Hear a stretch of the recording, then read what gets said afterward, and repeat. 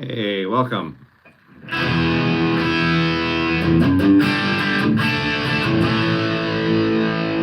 see people showing up. How you guys doing? Food comas? Everything good? Everybody had enough turkey? Of course, I might have visitors from other parts of the world, but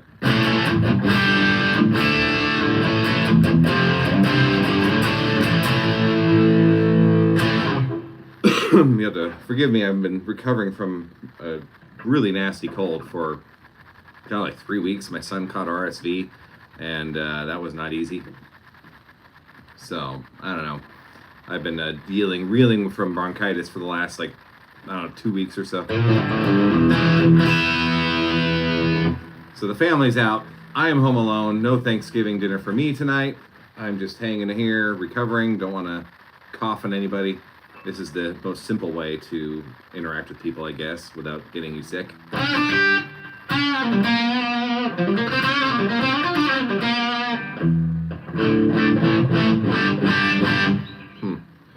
So yeah, this is I'm just kind of noodling around. Figured I might as well cam it because I got this Les Paul maybe a month ago.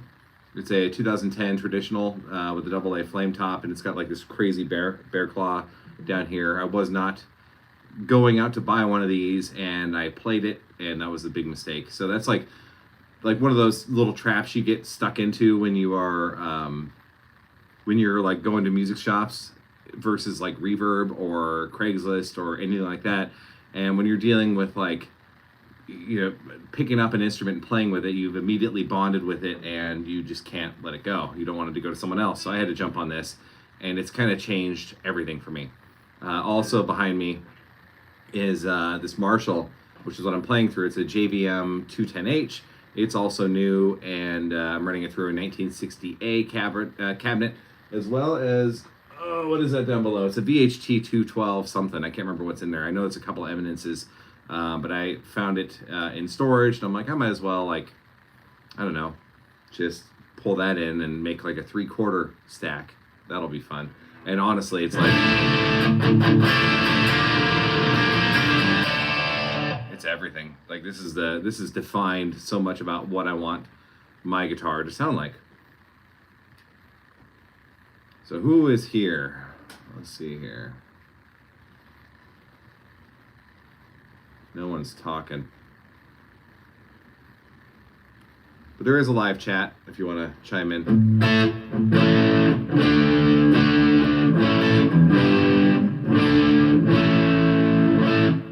Oh, sounds good. Another thing about this that really threw me was I wasn't sure what pickups were in here. At first I thought they were Burst Bucker Pros, and they're actually 57 Classics. So in the bridge it's a 57 Classic Plus, and the neck it's a Gibson 57 Classic, and it's Alnico 2s, and they just sound great. I was always like an Alnico 5 kind of guy for the longest time, and I mean this I don't know what I was thinking. It's like there's this premonition that we always have when it comes to what our sound is supposed to be like. And, we always think hotter, and it's not. A lot of the sounds I enjoy tend to come from lower output pickups. So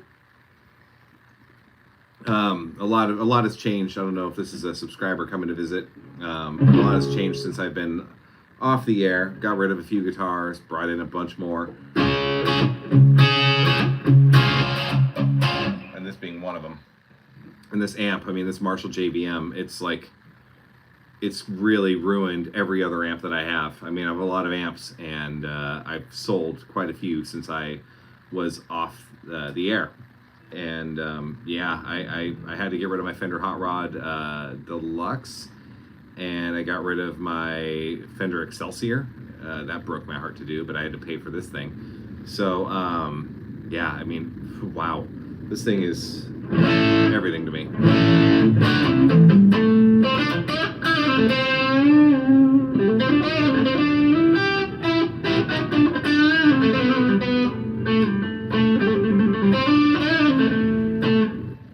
But yeah, this thing is just money. I love it. And then let's just hear. This is the video I just uploaded this morning. This is the gold top that has the Schecter Route 60 or Route 57s in it.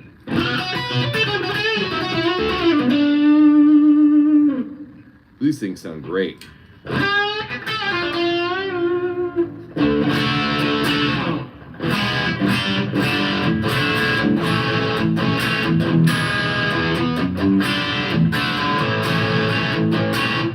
Oh, yeah, this thing is really awesome. Oh, I think it's Strat time though. Oh, what are we playing? So this is also another new one that I picked up. It was originally a Fender Strat body, USA Strat body, but the guy didn't know what he was selling, so it had a Warmoth neck on it, and I just happened to have a banged up. I had a banged up Fender American Standard Strat from 2008. This ended up being a 2016 Fender USA Standard body that needed a Fender neck. So based upon the generations, so this from 2008 to 2016 was that incarnation of the Fender USA Standard Stratocaster, and I was like, this should work. So I grabbed the neck I had off of the this sparkly blue one that I had, put the Warmoth neck on it, because that sparkly blue one is just really, really in bad shape. It did not survive the move very well. And so I threw it on this guy. The pickups that were in here were, they were like standard made in Mexico ceramic pickups, and I didn't like the way they sounded. And plus it was kind of a downgrade from what was in here. But I didn't have the original pickups anymore. What would have come in here is the Fat 50s Fender pickups, but I didn't have a set of those on hand, and I thought, you know what, I have I have Tone Hatch Fullerton Premiers that needed a home. They were intended for another project I was working on that has been put to the side, and I thought, you know what, I'll throw them in. And that's what I did. I threw them in here. And they sound great. Out of tune though.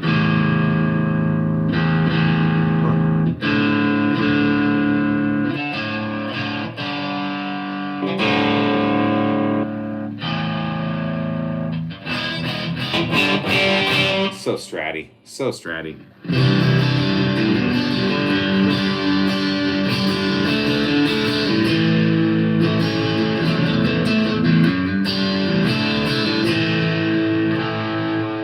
But I mean, Alnico 3s, so the Fullerton Premiers from Tone Hatch are Alnico 3 magnets, and they sound, wow.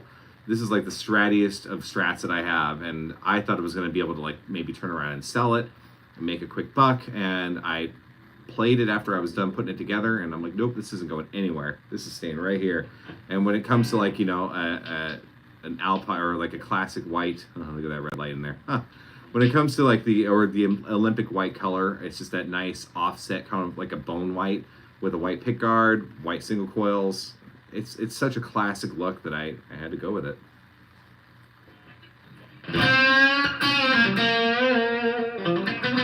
Oof. Rough.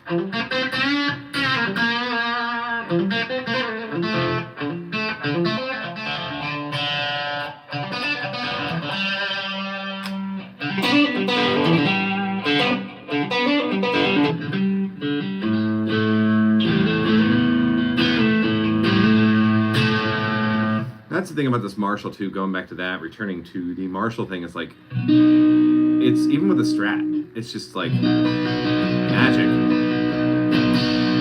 So again, the Alnico 3s just sound great.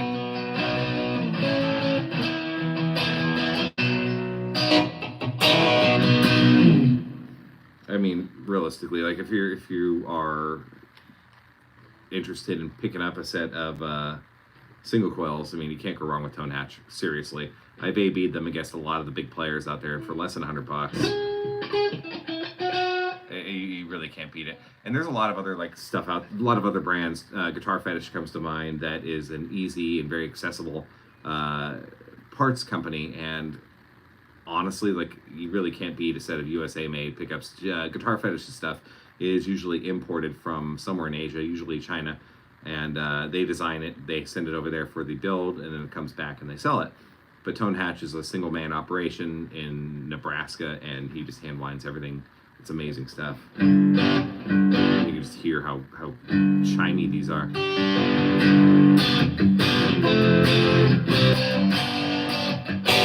And what's really funny about that is, like, when I did the tone hatch video a while ago with the spoonfuls, that was with this guitar. So this one is the spoonfuls on this. So both of these have tone hatch, and they're both Olympic white. It's kind of funny. But yeah, this pickguard now is starting to look a little gaudy to me. I loved it at first, and I don't hate it, but I'm like, oh boy, this is a bit rich. I don't know. I feel like I belong in like some Texas Roadhouse at this point in time with these pickguards installed. But this one right here, classic white, all together. And I just kept telling myself, like, Excalibur, and hearing Tia Carrera rattle off the weirdest specs that she could ever rattle off from the movie Wayne's World. I know this is not a 1964 Fender Stratocaster, but it does have triple single coil pickups and a whammy bar.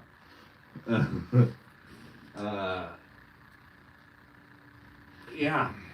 I mean, this thing is just. I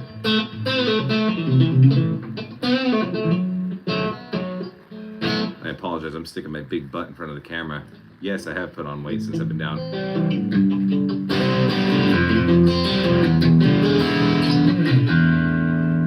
see here. Do we have any chatting going on? Let's see here. Live chat. Nothing. Probably somebody I know.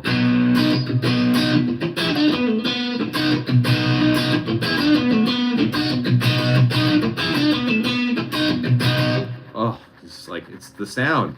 I could sell almost every guitar that I have except for this and this Les Paul, the Les Paul Traditional, and I think I'd be happy. That's not true. Who am I kidding?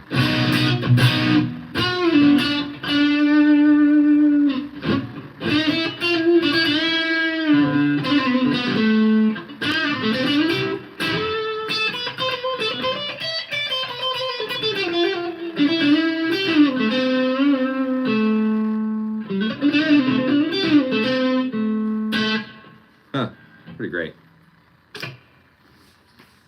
Oh, what else we got to play with here? What else is fun? What else is new? This one's fun.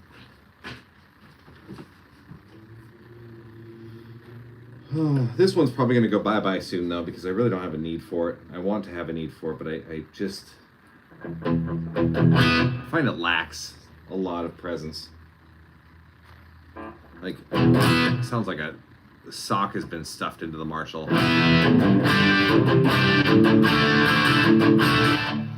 was kind of inspired by this one because when I saw it, I got it for really, really, really cheap. I don't want to tell you how cheap, but I got it for cheap. And if you know how much these actually go for, they're on the used market, they're pretty expensive these days. I think they sold for like somewhere like around $400, $500, $600 maybe back when they were brand new, and now people are asking like $1,500 for them, anywhere between like $1,000 to $1,500 for them, and yeah, they're pretty amazing. I remember, I think one of my first posts on Reddit was about this one. I think I posted like a trolling thing to Guitar Circle Jerk if this was a real Fender Stratocaster, something like that. Some people thought I was really genuinely asking if that was the thing, and I started getting trolled and ribbed right back like I was an idiot. I mean, I am an idiot, but it's yeah, some people really took me seriously there. This one's weird though, because I liked this this array of pickups, but I just don't like the pickups. They're really they just lack a lot of presence. And that's probably par for the course, because I think this guy here is a 2003. Yeah, so it's a 2003, made in Korea, Firebird 7. Then I think that the pickups need to go. I don't know what else to really do, but these triple mini humbuckers just don't sound that great. But what's really interesting about this one, because it's a three-way toggle, right? So 1, 2, 3. It's your standard three-way, which means it's going to be bridge, both bridge and neck, and the neck, or at least that's what you would think, and you'd be right. So how does the middle pickup come into the equation? So right down here on the bottom, this knob right here is the volume control. So it's basically a blender pot. it brings up the middle pickup. So you can go either, if you roll this all the way up and have the switch down in the first position, you get a nice strat quacky tone. Theoretically. Roll it down. It's just the mini humbucker, and then we get both. Then I can go in the middle, and I get all 3 pickups. So it's kind of like the 7-way mod, the David Gilmour. And then all the way up is both the neck and the middle, because I have this rolled up. I found that I actually like the blender pot somewhere around like 6 o'clock, or at the 6. I find it gives the pickups a little more spank. Because that quack kind of comes into play, and that quack it gives that little bit of an attack, brings a little bit of extra brightness to these muddy pickups. I mean, it's a cool looking guitar. Definitely a wow factor to this one here. There's no chips on it at all. It's very simple, very easy. The gold is corroded, and you know the gold plating has worn off, and that's my usual complaint with gold hardware, is that the plating tends to get a little rough looking, but I like it. I think it's pretty awesome. I think it needs, like, I don't know, the Doug Cower treatment. So like maybe like triple Filtertrons and things like that. That might make this thing a little cooler. But I opened up the back and the control cavity, and I was really overwhelmed with like the wiring because of this blender pot down here to bring in the middle pickup.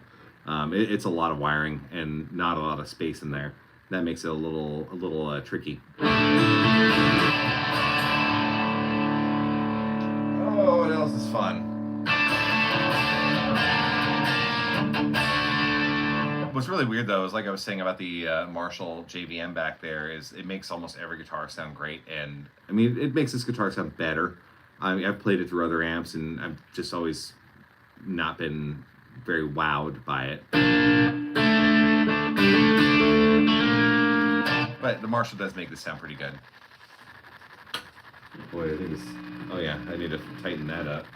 I really want to just rebuild all the electronics in here. It's going to be like one of those undertakings, and if I even want to do it, because again, these guitars are fetching good money right now in stock condition, which is what this is. It's stock. I don't know why I'm talking into the SM7B like it matters, but let's just move this off to the side. But yeah, it sounds good stock, I guess. And as soon as I start touching any wiring on here, it just takes away from its originality, and that's not gonna work out for anybody. All right, who's here? We got a live chat going. Now, coming in the near future, I need to do this. This is going to be a whole different episode. It's going to be a whole different episode, and what do we got here? Oh yeah, no, it's totally. Hey, here we go. Butterfly Effect is here. I haven't seen you guys in a while. I miss you guys. I really have. Believe it or not, I've been like really poo-pooing around this house because the way that this move has gone, it's been like this horrible. And it's if you were to ask me like 3 years ago if we were happy moving into this house, it'd be like absolutely, because we came from a much smaller place. But from the place we were at before, where I was filming and where I started the channel, it was much bigger. So we furnished it, and then we ended up getting a no-fault eviction, getting kicked out, and that really sucked for all of us, because once we got kicked out of there and moved into this place, it's a little smaller, so everything doesn't fit. That's the thing. It's like nothing fits here. It's like half an inch too small. Like we tried to push my son's bed into this little place in his room. Like that should fit perfectly, a half inch. It's been that way like across the board. Everything here has been like, it's been just nuts. So in the garage right now, we thought we were going to be able to put all like the guitar cases in the rafters, and we go into the garage and there's no rafters.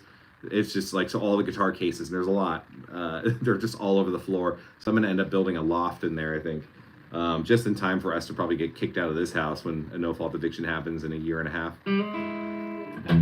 So this is a future episode right here. Oh, thank you. I appreciate the compliment on the new setup.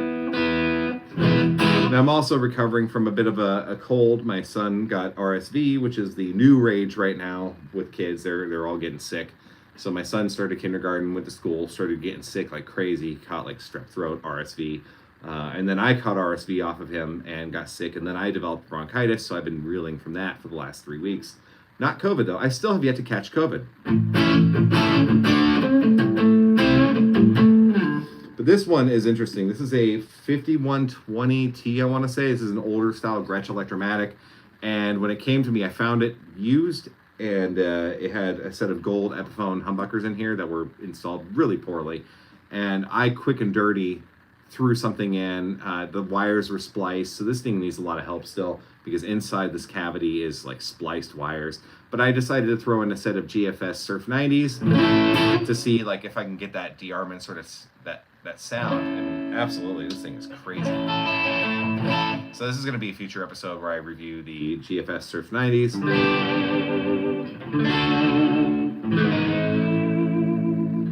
I think this is classic though.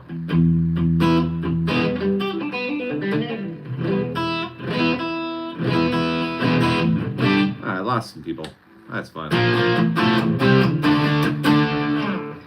Yeah, this is going to come up in the near future. The fun thing about this one is it has a cracked F-hole. I didn't notice that in the listing, and I felt like kind of unsafe at the time when I was buying it. So I just kind of quickly paid and left, and then I noticed that there was this deep crack down here in the F-hole. And then the output jack on the back here, or on the bottom, was also split from the wood, so I ended up putting a plate here. And that worked out okay. No pick guard. It didn't come with one. It had one originally, so you can see the screw hole here and 2 screw holes here. But 3-way toggle, 1 master volume, and then each has a pickup volume and a master tone. It sounds great. The Bigsby is really, really great. All right. Now this isn't all the guitars either. This is the funny thing is, so once I moved in here, all the guitars are still like stored somewhere. They're still out there, like in their cases and things like that. But this is one that I put together recently, and this is interesting too. It's probably way out of tune.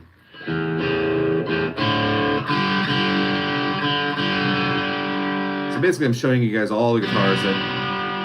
Not really, but showing you all the new ones. Oh God, Telecasters are amazing. So on my original video where I showed my collection, there was my first guitar, which is like a 1994 Fender Made in Mexico Squire series, and it had like gray paisley on there. If you watch that video, you might know what that is. It actually got a lot of attention. A lot of people wanted me to like talk about it and review it, but I had this major problem. I've had that guitar since I was like 14 years old. I got it. I got it brand new from Ted Brown Music in Tacoma, and it was great, except for I just could not seem to make it sound good. It didn't matter what I did to it. I was throwing in different pickups, trying different things. I mean, I think I threw in 5 different sets of pickups throughout its lifetime, rebuilt the harness multiple times. I mean, there was nothing original on it except for the neck and the body. Everything else was totally different. And it just always sounded muddy, no matter what I did. And that it like started raising a lot of eyebrows if you have ever like bought into the whole idea of tone chasing, for example, like tone woods. That's always a big hot button. So people are like, it doesn't exist, and it does exist, and blah, blah, blah, blah, blah. There's a lot of variables to that. I think there's something, the truth lies somewhere in the middle. The tone wood is something real. What is that here? Good eye. I'll talk about that Harley Benton in a moment. I'm actually I just finished filming my review of that. But yes, you'd be right. That's in the background. You can see that?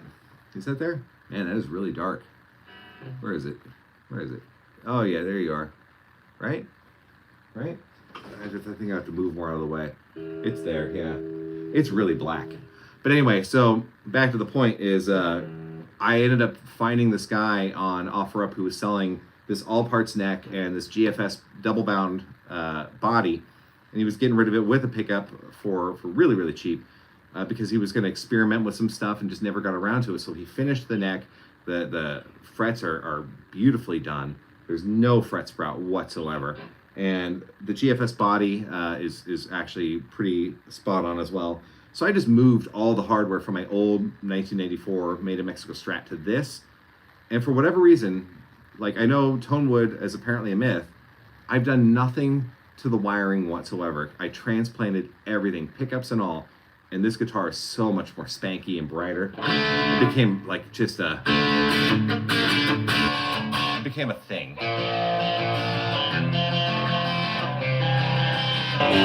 It's got that telly sparkle that the Made in Mexico Squire series didn't have.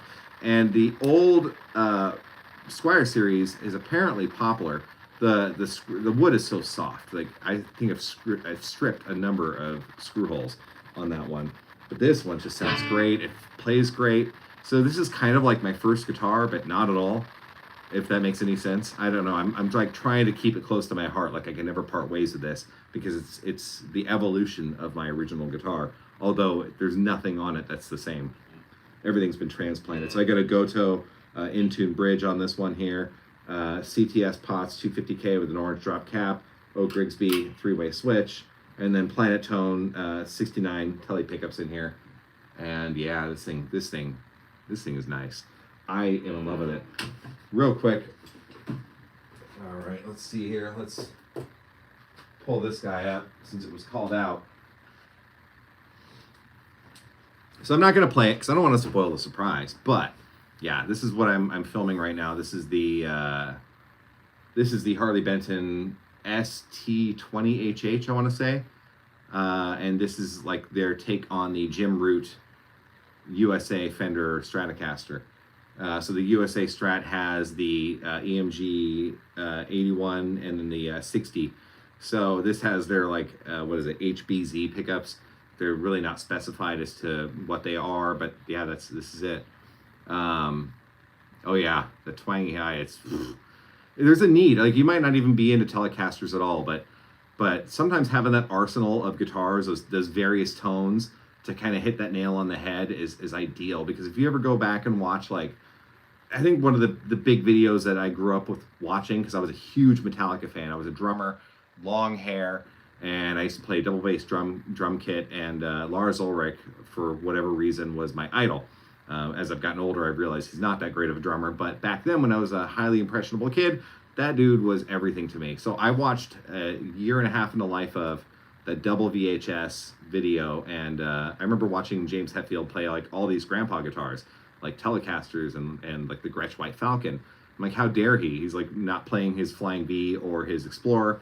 Like, I mean, that's what we are accustomed to listening to. But if you ever go into the studio and you're tracking, sometimes like the guitar you're seeing with does not track well, and it's kind of nice to have those sorts of things on hand. But this thing is pretty great. I mean, I just reviewed it. I'm going to be releasing that video hopefully in the next couple days. I'm loading the footage right now, and yeah, this thing is pretty sick.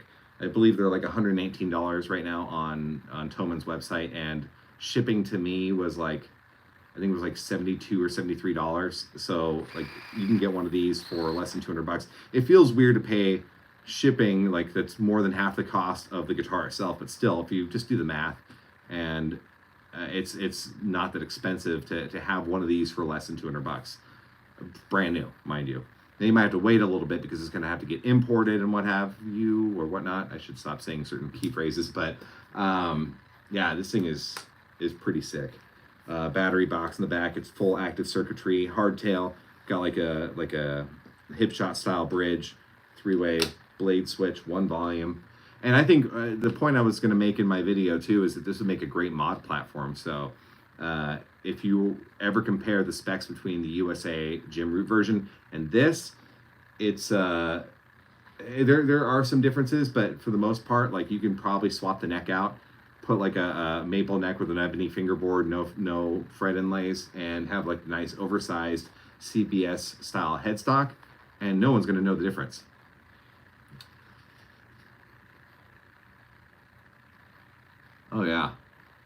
Oh yeah, totally. Great mod platform. Great mod platform. Speaking of mod platforms, this is another grandpa style guitar, I guess, that is new to the collection that I got with the Firebird, that Firebird 7, and probably way out of tune as well. This is the what is this? The Wildcat. Want to see the Wildcat? Ooh, ooh. Oh, this is like a little off.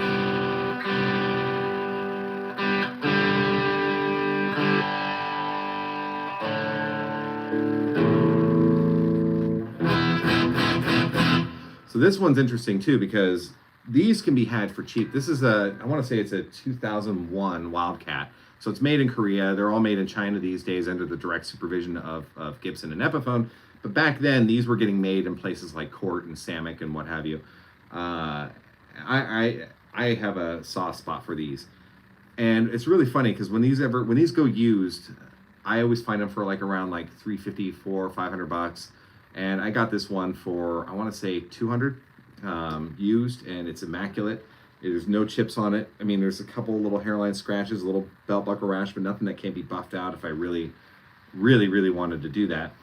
But the thing that really sucked about these that makes them not that desirable is, I mean, they play great.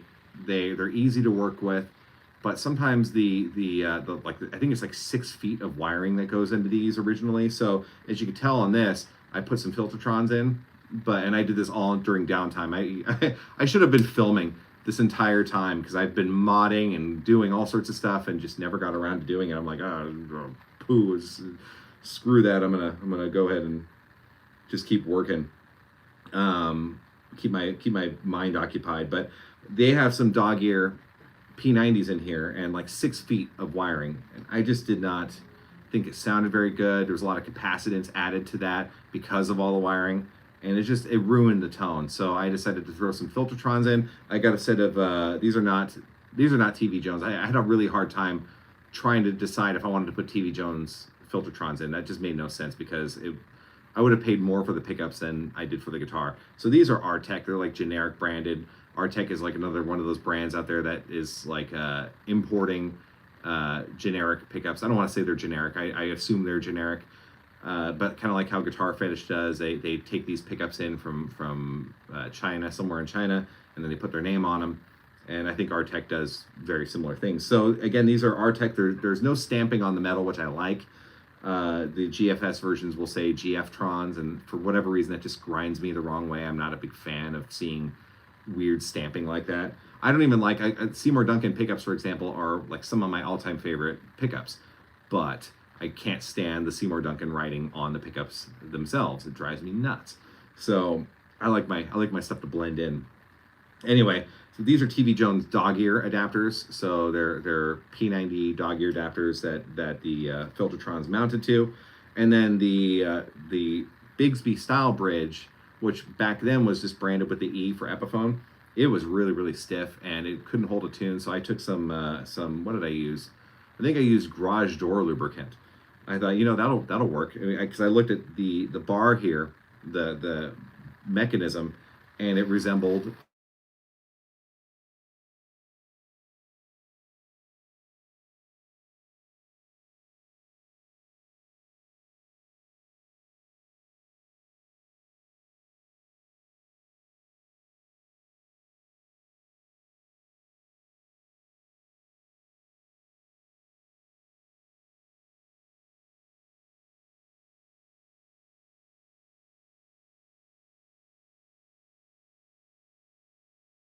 now. Do we have sound? Should be sound. Sorry, my wife was calling, so if that might be why. So I'm streaming this through my iPhone right now. So while she was trying to call, I'm sure that was probably the reason why. But yeah, I don't know what I skipped out on or what you couldn't hear, but these make for some great mod platforms. If you ever find these for cheap, these are definitely worthwhile picking up. And what's funny about these is when I was looking up the wiring diagrams, I'm like, how can I find the Gretsch, or I'm sorry, not the Gretsch, the Epiphone Wildcat wiring diagram, and then it jumped out and bit me. I just said Gretsch. It's the same thing as Gretsch's wiring diagram. So I put a, I actually rebuilt everything here, and I put a treble bleed in the master volume, and then I got 2 volumes. I got a bridge volume, neck volume, and master tone. 3-way switchcraft jack here, and this thing is great. Now one of these is going to go to one of my to my best friend. He's going to take one. Uh-oh, what happened? Sound cut out again. Let me see here. I'm going to go ahead and put this down for a moment.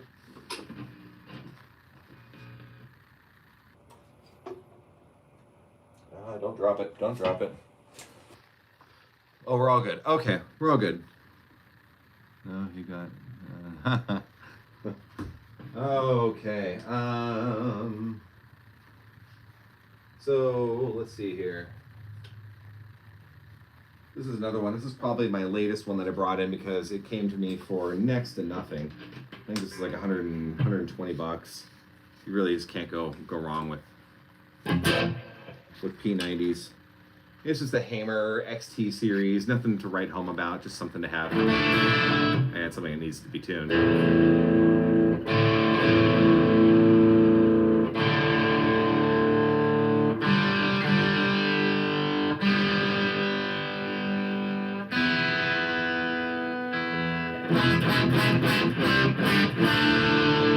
It needs a setup though, badly.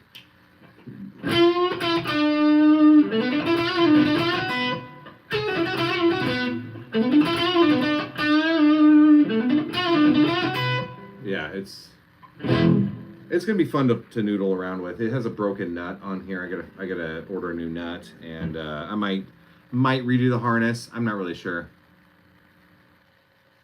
Oh, good. Good.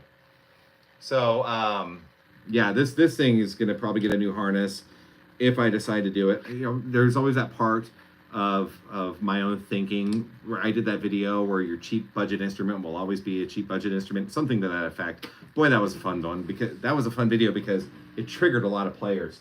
It really did. People would argue that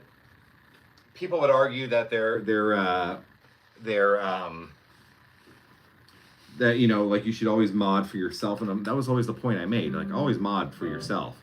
You should, you know, make your instrument your own.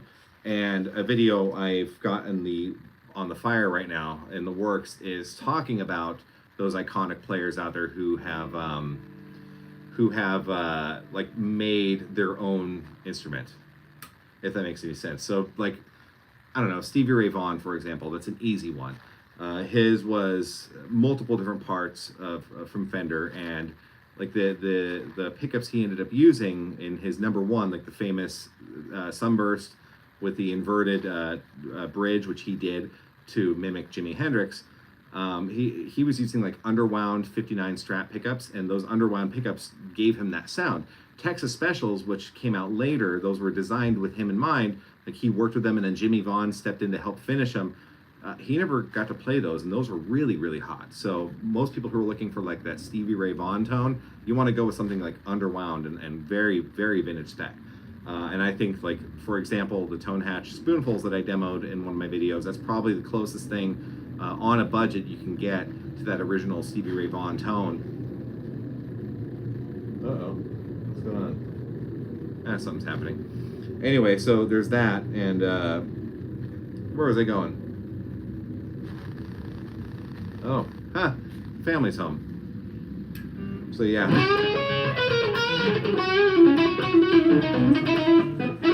So you'll probably get to see somebody in a moment.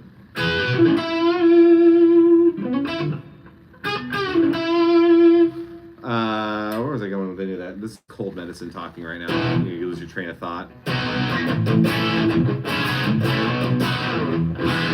But yeah, yeah, this is what happens. This is why I have to start videos over all the time. I always like go on these wild tangents and forget what I'm talking about, and then I'm like, where did I branch off from? So I'll like stop a video, stop recording, and record the whole damn thing over again, because I'm just not used to it. But this one, for those who have joined in. Hi, Daddy. Hi, buddy. Look what Patrick made me. Oh, that's awesome. It's a box that has SpongeBob face and polka dots. Okie dokie. That's awesome. you have a good dinner? Yes. Very good. Well, too bad you missed it. Oh, I know. What did you have for dinner? Nothing yet. You had nothing. I've had nothing to eat. Nothing to eat. You must be starving. Can you close the door, please? Thank you. Love you. Love you. That's my son. So no, I have not had Thanksgiving dinner yet because I've had bronchitis for for a hot minute, and I didn't want to go over there and make people feel weird. Walker, please close the door. Yeah, so I haven't eaten yet. They were bringing me leftovers. I'm sure that's what was going on. So, anywho, oh yeah. So if you are new to the live stream, I picked this one up. This one's very recent. So you probably noticed that there's a Marshall JVM back there. It's the JVM 210H. Great head. Oh, that's what I was talking about. Modding. God dang it. That's what I was talking about. So anyway, yeah, when it goes to that hammer, I'm very, very cautious about modding too much because I get over guitars a lot. Like guitars that I think are like the be all end all. Like this is what I've been chasing my whole life. And then eventually like something else shows up and it's changed everything again for me. And then I look at that first thing and I'm like, I think I'm over it. And then I have to get rid of it. And I don't like going upside down in investments like that. So like if I were to mod that hammer, for example, that guitar is not worth a whole hell of a lot. Maybe like 250, like 250 tops for it. And then if I start dumping in like a new set of P90s, I wire in a new harness, new switch, and then I do the new nut, and then maybe I change the tuning machines. I mean, there could be a lot of things, but that all adds up, and I might dump in an easy $500 to $600 into that thing, but it'll never appreciate. I mean, realistically, on paper, yeah, it's of course it's worth this because it's got all these parts in it. But again, you're paying retail, and as soon as you pay retail for a part, it's now used, and so you're gonna be like selling it at a used price. You're not an OEM builder, and I'm not an OEM builder. So yeah, I mean the guitar I would just take a bath on. So I'm always cautious. Like I actually find that parts casters in general are way more fun to tinker with because I can do exactly what I want with them, put whatever I want into them, and just make it more me. And I get to part ways with any of my parts casters. I made them all for me. I love them all.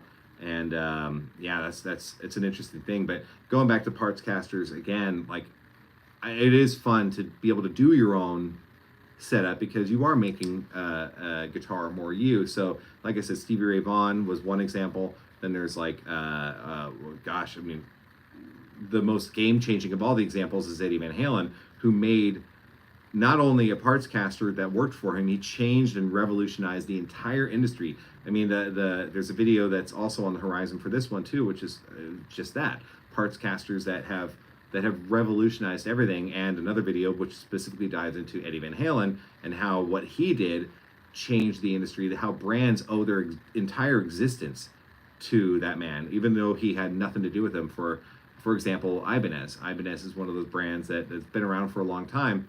And if it wasn't for Eddie Van Halen kind of building that first Super Strat, which would have inspired other players to also build their own Super Strats, like Steve Vai and Joe Satriani and stuff like that, a lot of these brands wouldn't be building the guitars that they're building today. So I think there's something to be said about modding. Modding is a hell of a lot of fun. And there's do I even have the guitar in here that has this mod? I don't know if it's in here.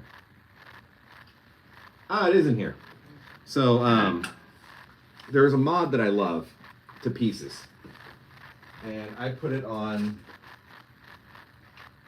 this PRS SE, which is, this thing has underwent so many modifications. It's kind of funny, but so what I had in here before in the previous video was when I featured it. It had a couple GFS, what was it, Dream 180s, which is like the humbucker P90 style thing, and it had basically double slug or double screw pulls, and it looked really, really cool. I just, for whatever reason, it wasn't doing it for me. So instead, I put in a Seymour Duncan JB and a Seymour Duncan 59 Classic. So this is a nice, really bright hot rodded set. And what do I got here? So I believe this switch right here is coil cut. So up is like a single coil. And the thing about the JB is it's not really my kind of pickup anymore. I used to really love the JB, but it's just way too hot for me. It's like around 16K. It really just push the sound, but it does, like when the coil's cut and you're left with just the north coil, which is the slugs. It gives you a nice like telly-ish sort of twang. If I can play, for whatever reason, I'm just losing my. You ever have those moments where you just like you feel like you forgot how to play?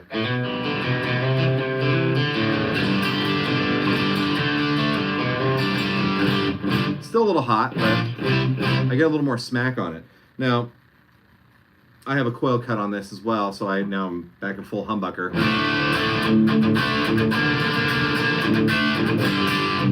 It's nice and bright. I mean, these guitars are great. If you ever find these PRS SE single cuts out there, I think I picked this one up for like back when Let Go was still around before OfferUp showed up. I think this was like $182 locally, and it has some like headstock damage, but no like actual fractures. It's like just got some chips up there. Outside of that, this thing is great, and got one volume, one tone. But the mod that I love, what I was telling you about. So I'm gonna go ahead and roll the volume down on the guitar. So if you roll your volume or tone down a little bit and you have that sweet spot, like not everybody likes to do that. Some people are just all 10 all the time. Leave the pots alone, don't touch them. But if you're running something like a compressor and you have you can like kind of dial your gain in as needed without losing your actual output. You can get like a nice, really cool, like mellow gain sound. But the mod that I love is what's called the blower switch. If you've never heard the blower switch before, I'm going to do this one as well. It's this switch that I put in down here. And it's just a simple switch. And what it does is it bypasses all the potentiometers. So what's great about that is you can be playing a rhythm part. Then when you need to kick on a lead, throw on the blower switch. You throw on that blower switch and all of a sudden you're running full output. And what's really even crazy about the blower switch is even on 10, which probably is not going to translate very well over an iPhone camera, is the blower switch still adds something. It adds just a little bit more. What a price for the SE. If you just watch, I mean, every market's different. I don't know what market you're in, but in LA, Los Angeles is, for lack of a better term, a shit show, and I don't swear on this channel very much for a very big reason that I don't want to get like demonetized whenever YouTube decides to change their rules. But Los Angeles is a shit show where we're around all sorts of stuff. Costs keep going up, and there's a lot of politics that can go into that. And that was actually something I was doing during my downtime, is I was being probed to run for Burbank City Council during this last midterm election. And I was actually going to go for it, and I decided at the last minute to not do it. But Los Angeles is crazy because U-Hauls are so expensive to leave LA with. So if you're moving and you're moving to LA, you can get a U-Haul for cheap to come here. But when it comes to leaving LA, because the supply and demand is so crazy, U-Hauls are hard to come by. They can ask almost whatever price they want, and they get it. So if you're taking a U-Haul out of state one way, it's going to cost an arm and a leg. So what happens with that I've learned is that people have to offload all their stuff as much as possible to be able to fit as much as their important personal belongings into their car so they can drive away without taking a moving van. And so I get these things for cheap all the time. You always find those people who are moving and they just can't take stuff with them. And I'm just there. I'm ready to go. I'm always stalking OfferUp and Craigslist and all that stuff, and then I go like to other markets. Like I'm from Seattle originally, and my wife's from Cleveland. As I'm wearing this shirt, so when I go to visit these other markets, it's not the same. OfferUp is not as popular as it is here. Craigslist is not as popular as it is here. And people always ask the most ridiculous of prices. Now, don't get me wrong. There's a lot of people asking like terrible prices here as well. People like unrealistically high. And there's a whole like logic that goes into that I think wrote a blog about it on the 11th Fret website, talking about like used stuff and what to expect, how to sell stuff. But yeah, the thing about like when you're buying and selling on classified sites, you don't get any support, you don't get any guarantees. There's nothing in place. So if you are asking things on used websites without like any sort of intermediary party, like eBay has support and Reverb has support, but if it's like on Craigslist, you can get like mugged at the pickup. So I always expect things to be cheaper on Craigslist and OfferUp and all those places, because there's more risk associated for me and more risk associated for them. There's no support whatsoever. There's no returns that I can do. And then on top of that too, if you just watch those markets closely, especially in LA, you're going to see some really great deals show up when people have to leave and they need to sell their stuff as quickly as possible. So yeah, the SE is great. And this like started the whole idea with like white guitars. Huh. Don't shop here in LA. Good Lord, it's expensive. Oh my God. Oh, where in the South are you from? The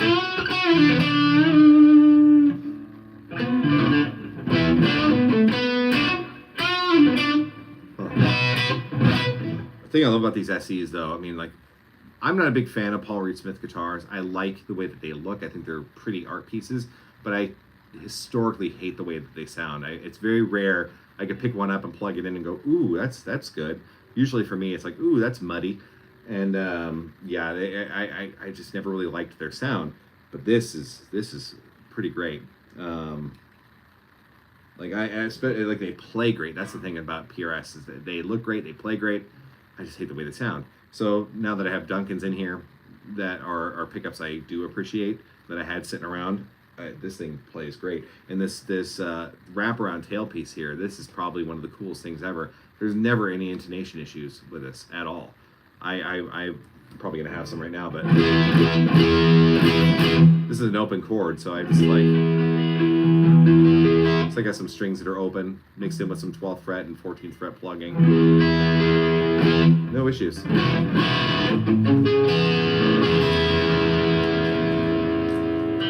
Hi. Hi. I'm on live. You're live. I'm live. Aww. Oh, good old Alabama. I love Alabama. You don't hear that often from Californians. Alabama. Alabama. Hi. Hi. How's Thanksgiving? No, Oh, it was yeah. good. No, it was good. That was documented. It was true. No, it was good. Hey, man, I didn't cook, so, it's as good as it can be. Sounds like you got the beverage though. Some beverage. Well, some beveraging. little. A little bit. That's all good. But yeah. Oh.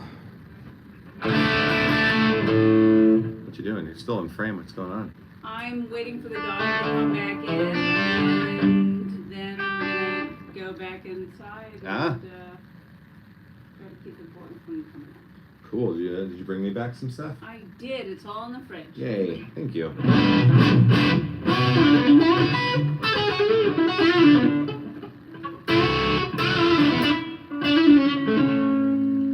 I play like 3 licks ever. Ooh, that's out of tune.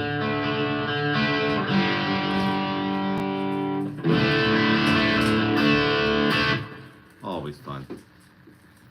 Oh, we got more people now. Yay. That's what happens. My wife comes in a frame and more people show up. That's right. I show up. Hello, boys.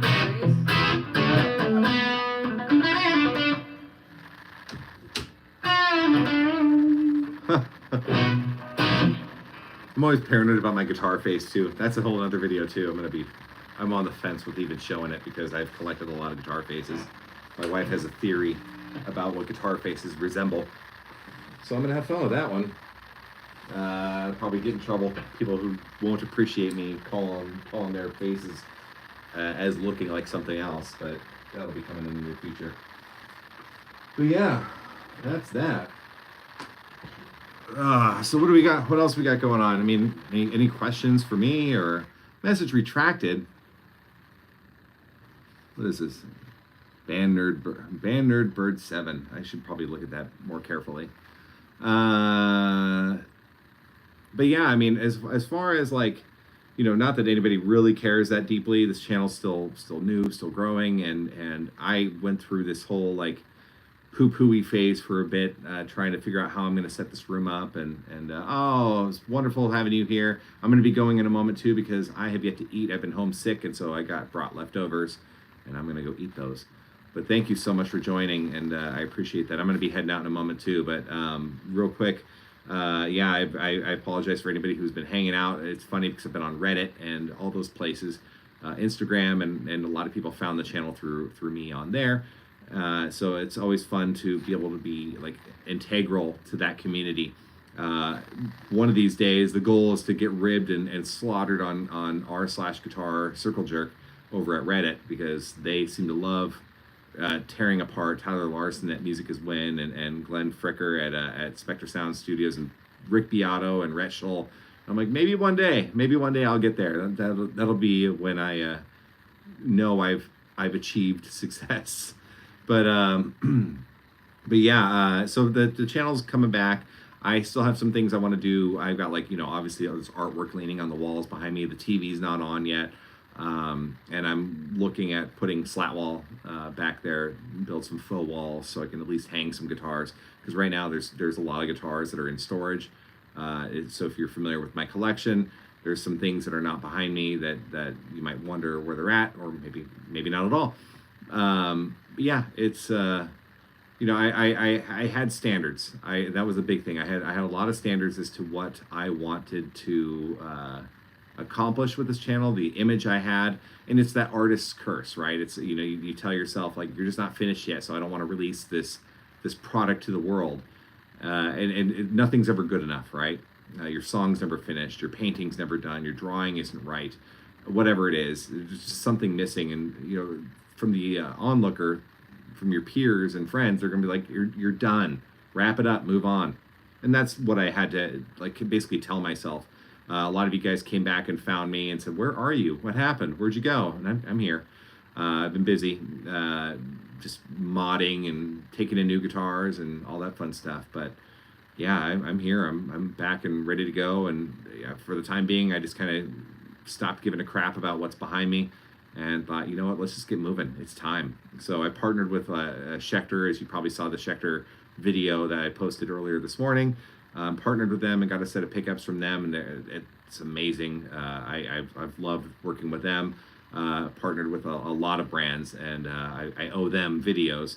So yeah, and I just want to keep this going. I got to get out of my own head, get out of all this stuff, and just keep moving. So I'm going to be heading out because it is time for me to eat something. My stomach is grumbling, and there's leftover turkey in there for me to eat and go into a food coma. And I've been homesick for, if you don't know why I was gone or why I didn't have dinner yet, it's because I've been struggling through bronchitis. So I don't want to make anybody like, raise their eyebrow at me or whatever at our friend's house where we were having Thanksgiving.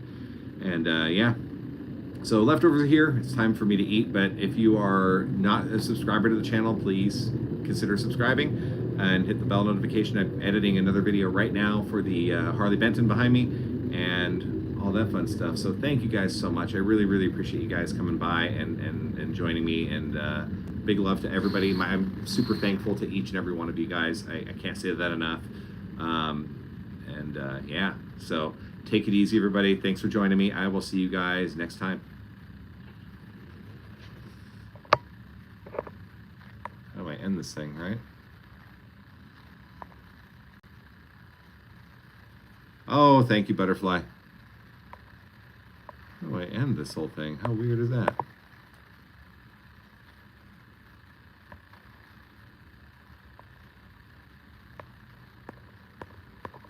There we go. There we go.